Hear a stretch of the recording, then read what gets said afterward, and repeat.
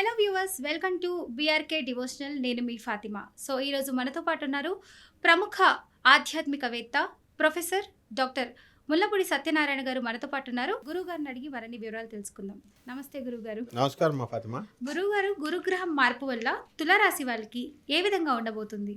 తులారాశి వారు చాలా బాగుపడతారమ్మా. అష్టమ స్థానంలో ఉన్నటువంటి గురుగ్రహము భాగ్య రాజ్యస్థితాల్లోకి మారుతున్నాడు గురుడు. ఇప్పటి వరకు వద్దంటే అప్పులు తగ్గించేశారు జనం తులారాశి వారికి. ఇప్పుడు మరి తీర్చాలి కదా, దానికి సంబంధించిన దానికి డబల్ రెట్లు వీళ్ళకి ఆదాయం వచ్చేస్తుంది. వృత్తిలో ప్రమోషన్స్ వచ్చేస్తాయి, ట్రాన్స్ఫర్స్ వీరు కోరుకున్న చోటుకు వచ్చేస్తాయి. సింహరాశి వాళ్ళకి పోటీ ఇచ్చేస్తారనమాట ఈ తులారాశి వాళ్ళు. అంత బాగుంటుంది. నెక్స్ట్ ఈ తులారాశి వారికి వివాహాలకి ఇంతవరకు లాస్ట్ ఇయర్ ఎవరికి తులారాశి వాళ్ళకి వివాహాలు కాలేదు ఎక్కువ మ్యాక్సిమం. అష్టమగురుడు ఇంకేం వివాహాలు, పనుల డిలే, కట్నాల్లోనో ఏదో ఒకటి ఇలాగా. ఇప్పుడు భాగ్యస్థానంలోకి వచ్చాడు కాబట్టి వద్దంటే వివాహాలు. అమ్మాయి బాగున్నా బాగోకపోయినా తాను వలచిందే రంభ, తాను ములిగిందే గంగ, అందరూ నీలా కనబడతారనమాట. కాబట్టి అందరికీ టపా మ్యారేజ్లు అయిపోతాయి. నెక్స్ట్ ఈ తులారాశి వారికి చక్కగా వెంకటేశ్వర స్వామి వారికి పట్టినటువంటి వైభవం పట్టేస్తుంది, రోజు నిత్య కళ్యాణం అన్నట్టు.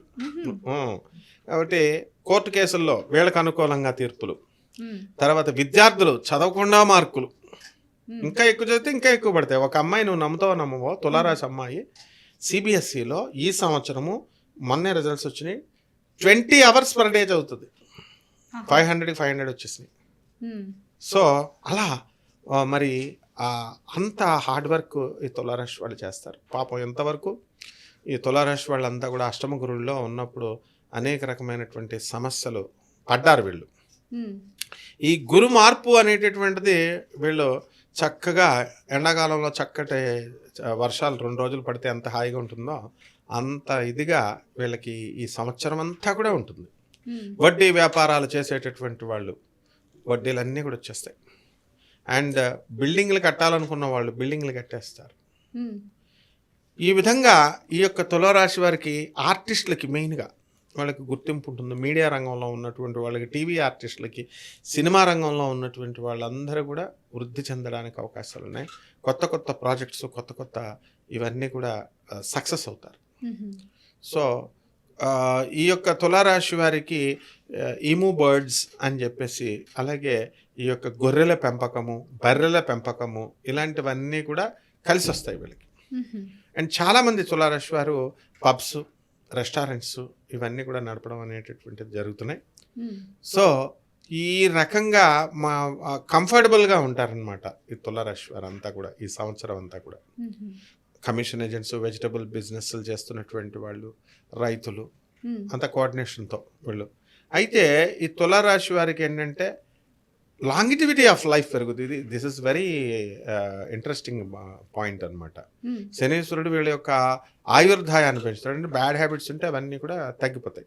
అయితే ఒకటి మైనస్ పాయింట్ ఉంది ఏంటంటే మొండోళ్ళు అయిపోతారు అనమాట ఈ తులారాశి వాళ్ళు. ఎవరు చెప్పినా కూడా వినకుండా పిల్లల మెంటాలిటీ వచ్చేస్తుంది. సో ఈ గర్భిణీ స్త్రీలకు కొంచెం జాగ్రత్తలు తీసుకోవాలా, లేకుంటే కనుక అబార్షన్లు అవడానికి అవకాశాలు ఉన్నాయి. పంచమరాహు అబార్షన్ చేస్తాడు అండ్ మొండివాళ్ళని చేస్తాడు. సో ఇలాంటి చిన్న మైనర్ ఇవి తప్ప మిగతా ద రెస్ట్ ఇస్ ఓకే అమ్మ తులారాశి వారికి. మరి ఇప్పుడు కోర్టు కేసుల్లో కూడా చాలా మంది ప్రాబ్లం ఫేస్ చేస్తున్నారు. మరి వాళ్ళకి ఎలా ఉండబోతుంది గురుగారు? కోర్టు కేసుల్లో బెంచ్ మీదకి రానటువంటి వాళ్ళు చాలా మంది ఉన్నారు కేసుల్లో.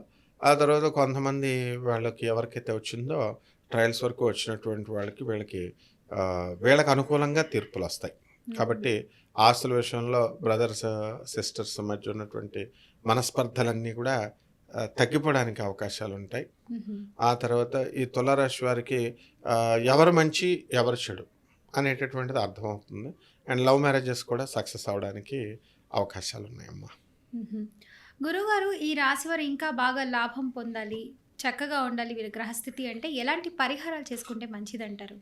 లాభంలో ఉన్నటువంటి కేతు వీళ్ళని ఫారెన్ పంపించడాలు ఇలాంటివన్నీ బాగానే ఉంటాయి. కానీ at the same time Ketu బాగున్నప్పుడు ఆటోమేటిక్గా రాహు బాగుండడు. కాబట్టి పంచమ రాహుకి చేసుకోవాలి. రాహు జపం చేసుకోవాలా, రాహు స్తోత్రాలు చదువుకోవాలా, రాహుకి కిలోం పావు మినుముల్ని ఆవుపేట రంగు ఉన్నటువంటి వస్త్రాలను ఇచ్చి పేద బ్రాహ్మణులకి శనివారం నాడు ఉదయం 8 గంటలకి దానం చేసుకోవాలా.